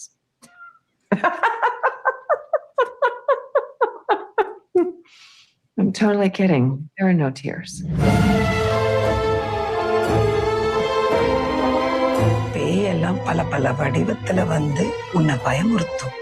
I know what it's like to have a hole in your heart. Okay, what happened to us doing this together? I don't know, Judy. You tell me. Yoga is more than just poses. We are ascending. உனக்கு வெளியே போய் அவங்க கிட்ட வாங்கினாதான் புரியும்.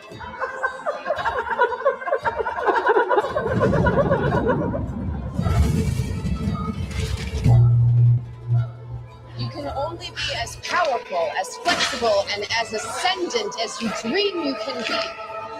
Gayatri. So what do you say? Will you join us?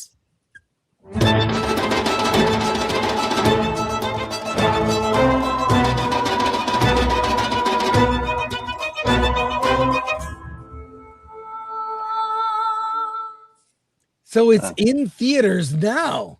It is in theaters now. Now. Yesterday we attended a Q&A at the first show at AMC Burbank Town Center 8 in Los Angeles, and it was totally sold out. The next show also totally sold out, and the audience was so warm and so welcoming. They asked us so many amazing questions, very passionate about our film and about film in general. So I'm sure you guys have both been hearing this summer, the movies are back. Yes, they are. Now, please tell me that the sequel will be the Kama Sutra. No comment. Zipped on that. No comment yet. Wait for the sequel. But I love the title is so good. Namaslay. We got almost 1,500 people watching live. Oh wow, that's awesome. Let's go to comments and questions here. Sure. Let's go, Alan. Yes, is this gory RRR? I will say that. Go Go ahead, Rish. Go ahead. No, you go. Okay, so two parts of that question. Is it gory? It's not super gory. I mean, other filmmakers in the past, like actually Tarantino has spoken about how he uses violence as a tool. I think like any filmmaker worth their salt understands that violence is a technique in the toolkit of a filmmaker like any other technique. So there is some violence in Namaslay, certainly not nearly as much as something like a Tarantino movie. But we use violence as a tool, just like all of the other tools and genre frameworks, like how you were mentioning earlier, Chris, to help to tell the story. So when you see blood or action, it is the secondary purpose of it is because, you know, it's awesome and it gets your heart pumping, but the primary purpose of it, as is the case with all other filmmaking techniques that we deploy, is to help to tell the story.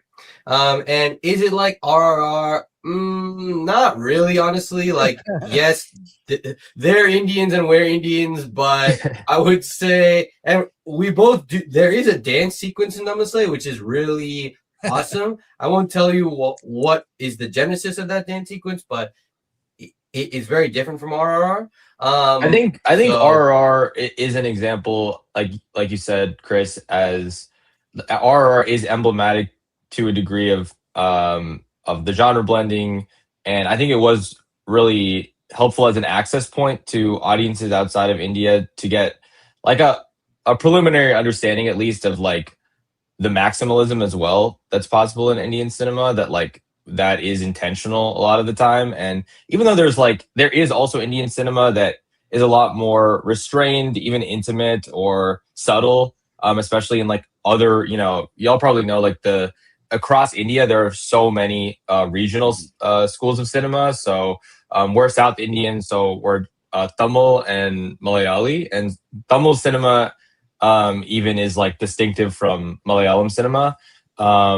And we're sort of influenced by like many of these schools of Indian cinema, but we do feel like they're united by the idea that many things can be one and one thing can be many. So yeah, I think similar to honestly how like Korean culture has really been embraced outside of Korea over the past several years as a result of like K-pop, like Parasite, Squid Game, like all of these exponents of Korean culture have really created an interest. I think Indian culture is, I think people really want an access point to Indian culture, and I think masala, the idea of masala, makes it very accessible to people. It's also like Indian films, like they've been around forever, but it's a multifaceted industry with like Bollywood and Tollywood and this is stuff that I've learned about. But now it's become a regular staple at AMC theaters.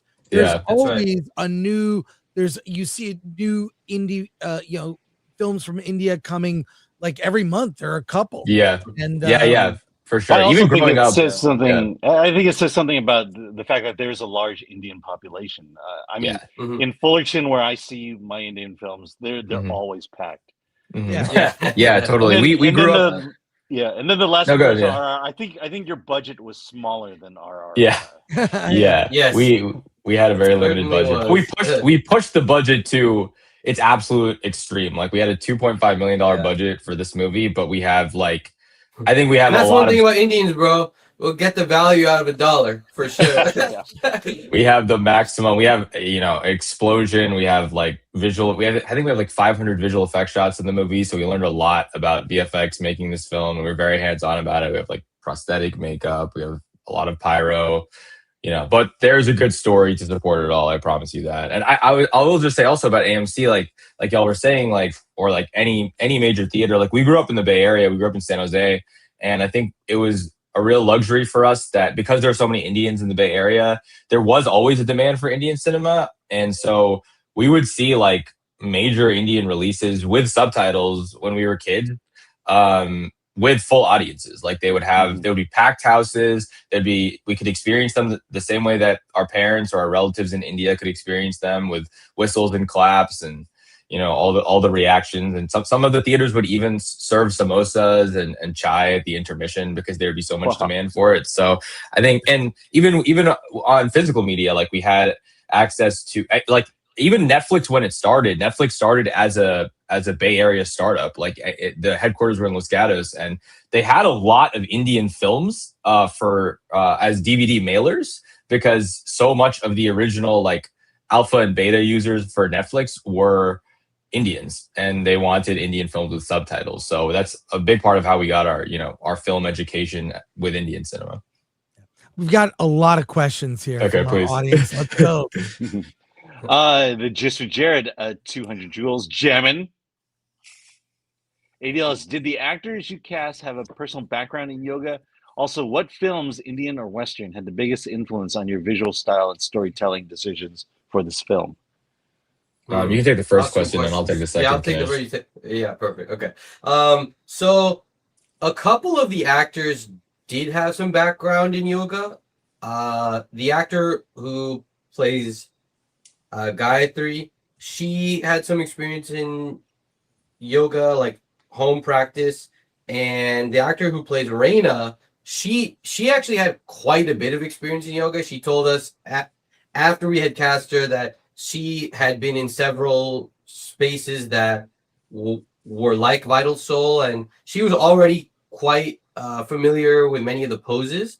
So that helped. And then on top of that, we had a yoga consultant who worked on the movie, Tejal Patel, and she is like a professional yoga instructor who has a very robust holistic yoga practice. She's South Asian as well, and she did a couple of workshops with the actors before the movie, and we had met with her also separately, and we broke down the entire script with her so that she could know every single pose that we were going to shoot in the movie. And then she held workshops with the actors so that they could be familiar and comfortable and ask her questions about the safest and the best way to do all the poses and things like that. So she was certainly instrumental in helping the yoga look and feel authentic in the movie. Yeah. And then as far as film influences, for Indian cinema, I think we're most heavily influenced by, there's actually a writing duo. I would argue that they might be the most renowned writing duo of all time in terms of just the volume of people who would know them across the Indian diaspora. Their names are Salim Khan and Javed Akhtar. And they were a writing duo who really they really pioneered the masala genre during the 1970s. They wrote films that y'all probably know, like Sholay was the most successful Indian film of all time. Came out in 1975, and Devar and Mr. India, like they had like a very long career as partners, but they really focused on what they called dialogue bazi, which is like really kind of punchy electric dialogue that was memorable, to the point that like even when they released vinyls for the music from the films, they would include dialogue tracks. So the dialogue from films in India would become iconic, and people really respected the writing, which like, you know, has kind of been eroded away over the years, everywhere, I think. But they really made sure the audiences knew like who wrote this. And I think as part of their masala style, there was an idea of like an anti-establishment rhetoric in their films. They really were depicting protagonists who were working class, who were porters and dock workers, and laborers, and who were not being addressed or recognized by like the institutions. And I think the fact that they made those films, they were more commercial because of that. That was really inspiring. So films like Sholay and Devar, I'm wearing a shirt that says Nayaga, and that's a Tamil film from the 1980s. That's also masala. And then American films, like from a horror standpoint, like Get Out is a huge influence. I think what Jordan Peele did with Get Out really inspired us, that like you can actually tell kind of an incisive story that still feels really commercial. And even like I mean, we have a lot of influences from like American media, but even like a lot of superhero movies, like the Sam Raimi Spider-Man movies, honestly, like were very influential to us. The Harry Potter films were very influential to us. And I know y'all are like such champions of independent film, but I was just going to say, as far as genre blending, that I think it's really interesting that like genre blending is so expected from audiences when it's IP. Like when you see something like Harry Potter or something like Spider-Man or something, it's like, well, you know what it is, like, you know, it's Harry Potter. So it's okay for them to like have a wider sandbox. Or like you go into Harry Potter and there is comedy and melodrama and romance and like all these different things, but it's like, oh, it's Harry Potter, so that's what it is. And I think that is the challenge as people making original films or like independent films, is like nobody knows until Namaslay what is a Rish and Kanish film. So it's about sort of like explaining that as much as possible without hitting people over the head, that like this is something new and it's intentionally blending genres, and like you can blend genres within an original idea. Do you want to say something, Kanish? Or? No, that's okay. We got a lot of questions. Go ahead. Sorry. No, it's all good. Jean-Hu, impressive trailer. The beginning had me thinking that this wasn't for me, but it really turned me around by the end. I want to see this. That's Go to theaters. Go to your. It will be worth your time. Yes, we get to. Casual reviewer, will there be any Q&As in New York City? We are doing another Q&A tonight at AMC Burbank Town Center 8, and then tomorrow morning we're on the first flight out, and we're coming to New York City, and we got 2 Q&As in New York City at AMC Empire 25. One is tomorrow evening, and the next one is Sunday evening. And for that, they actually gave us, I believe, the largest theater in AMC Empire 25. And I think it's almost sold out tomorrow.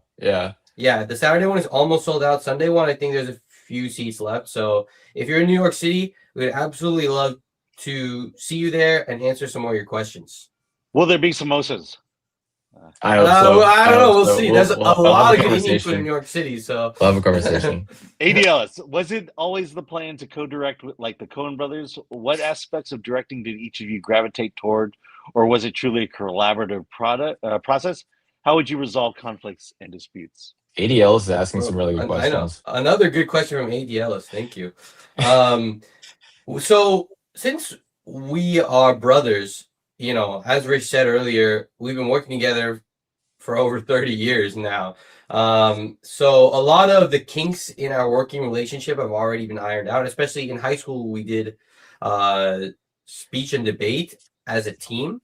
So before that, we used to fight, I would say, as most brothers do. But when we work together as a team in pursuit of one goal, well, which was we got to win, then it was like a lot easier to put our differences aside and be like, okay, let's focus, let's recognize each other's strengths, and let's shore up each other's weaknesses. So the way we work together when we direct is like we trust each other wholly, and it's so much easier to direct when you are two people, because there's so many times on set. On set, the biggest enemy we say often is the clock. As soon as we start at the top of the day, we don't have enough time.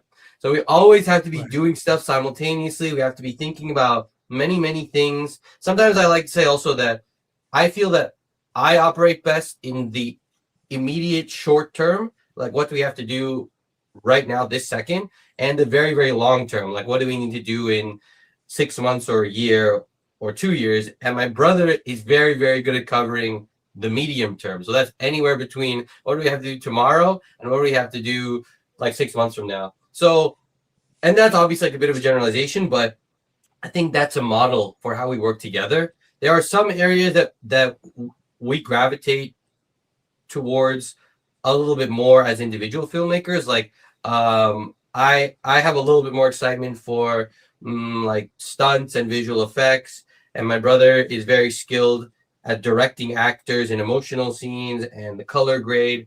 But still, every single decision that is made on our films is approved by both of us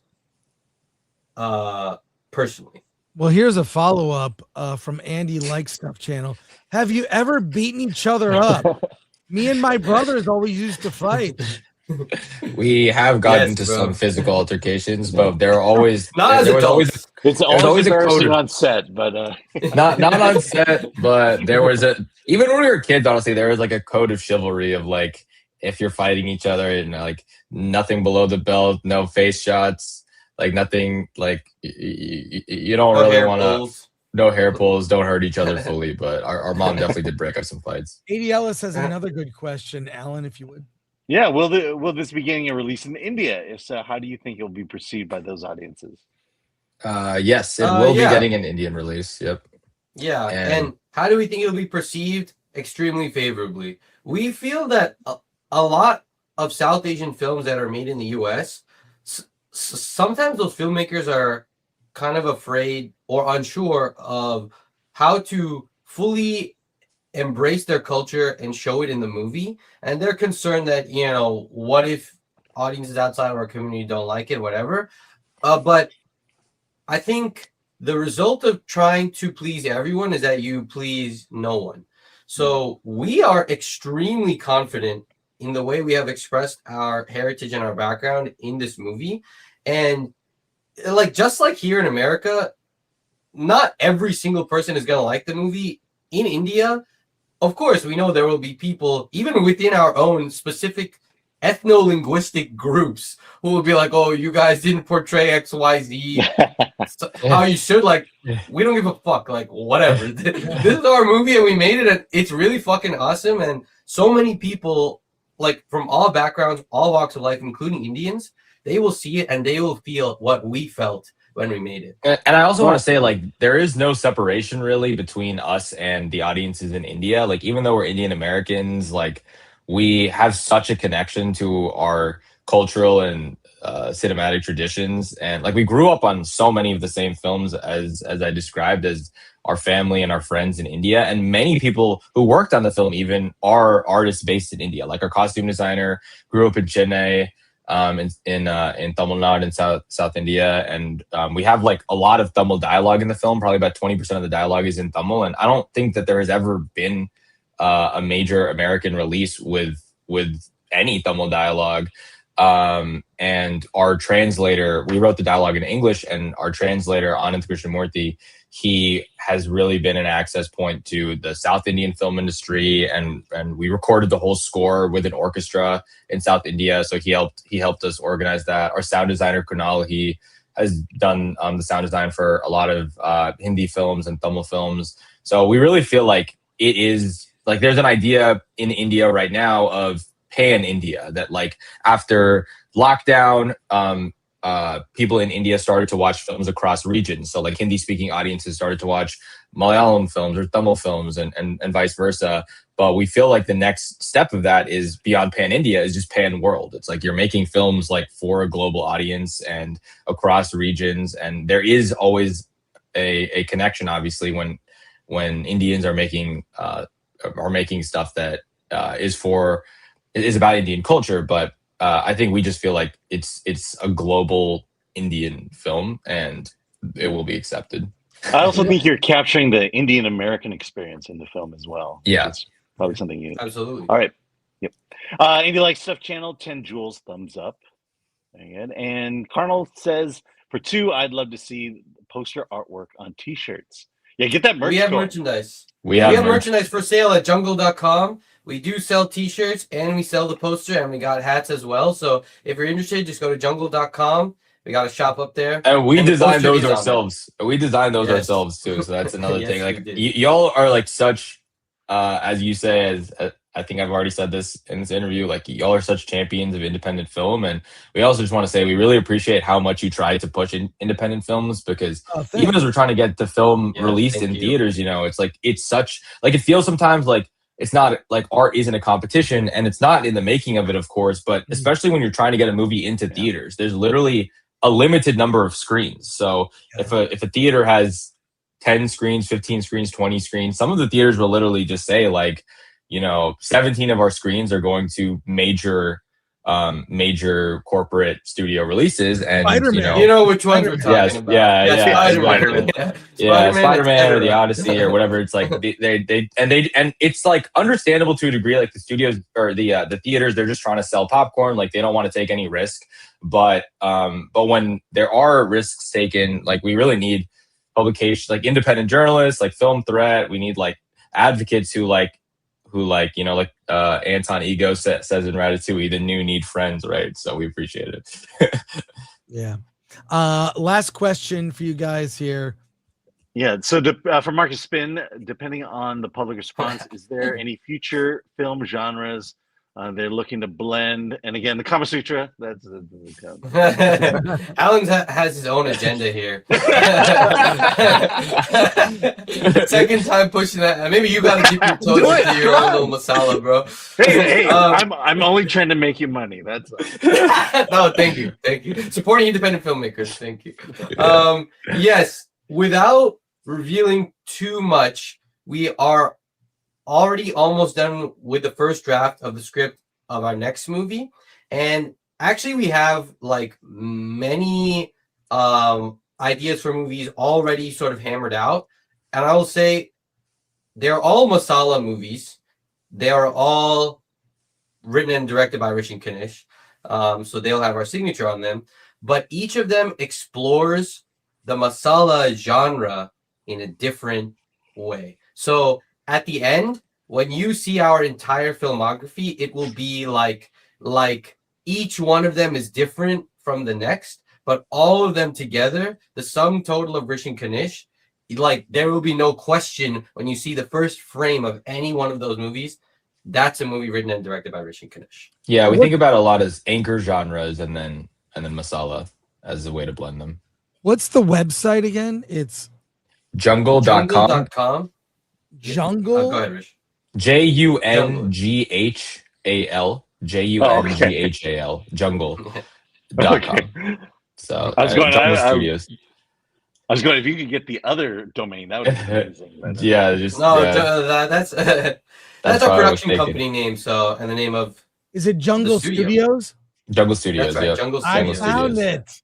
I found it. Here it is. Jungle Studios. That's it. The merch is there. Shop. That's it. Thank you. That's us. Let's go. Great merch. Cool. Yeah, merch. JUNGHAL.com. Rish and Kanish, thank you so much for joining us on the show. Congrats on Namaslay. Look it up. It's at AMC Theaters in LA and New York. You're doing Q&As tonight and tomorrow in New York City. Thank you so much for joining us on the show. Congrats. And when your other movie comes out, come back. Come back and talk to us. Don't forget us. Thank you guys for what you do. Thank you guys Really so much. appreciate your work. Congrats. Have fun this weekend. It's gonna be a lot of Thank fun. you. Definitely, man. Take care. Bye now.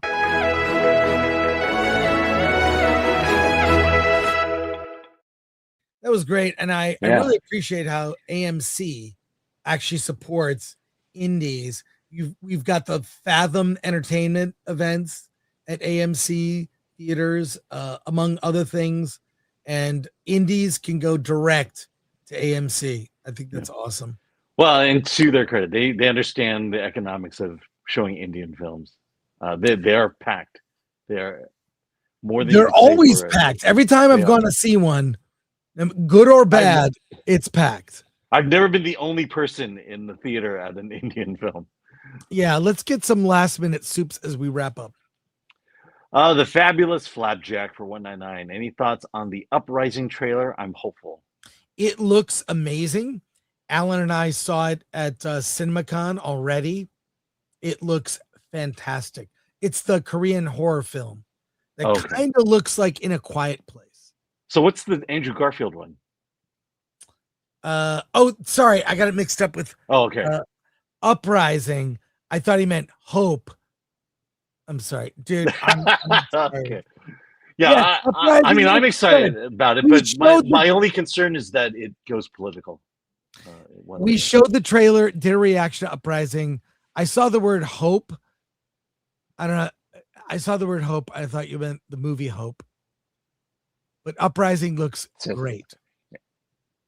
It's reflecting a feeling that's in the zeitgeist. Yeah. Which is we're being taxed too much. We did do a reaction to it. Thank you. I saw the trailer for Hope dropped.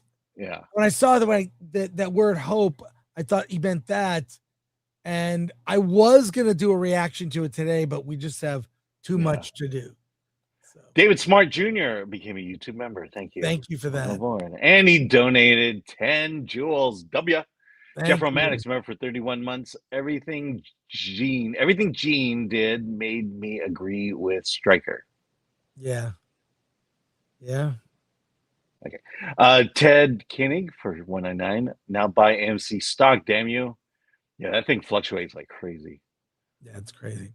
But that's it. Alan has a long drive back. He has to check out of the hotel. Thanks to our mods, Lord Thoth, MK Solid, ADLS 24, Ololique on Rumble. Happy birthday to Alan. Thank yesterday. you. And happy birthday to Atomic Lori today. I call this time of year birthday apocalypse because my birthday is in less than a month. My kids' birthdays are within days of mine. It's kind of maddening. The birthday apocalypse begins. I will say that the winters are especially cold in the regions our parents grew up in. There you are. Alan, what are you up to this weekend besides driving home with your electric car?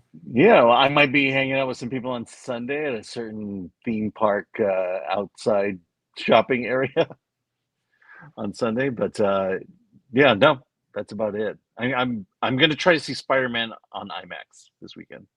Awesome. I am going to take a much needed rest, but I am going to see the Phantom of the Opera at the Pantages Theater tonight at 8. So I'll be in Hollywood, on the outskirts of Hollywood. Is Midsummer Night's Scream not this weekend, or is that a different? That's also tomorrow. No, it's starting tonight. I'm not going tonight. I'm going tomorrow. Midsummer Scream. I'll be there tomorrow. Busy weekend for me. Yeah. Busy weekend. Which is why you're not in Vegas. Well, I'm losing my voice. Yeah. I just, what can I say? I'm losing my voice. So, but I'll get it back. So I'll be doing reports from Midsummer Scream for members only. Should be a lot of fun. Alan, safe travels back. Happy birthday to Lori and you. And what do you have to say? Let's get out of here.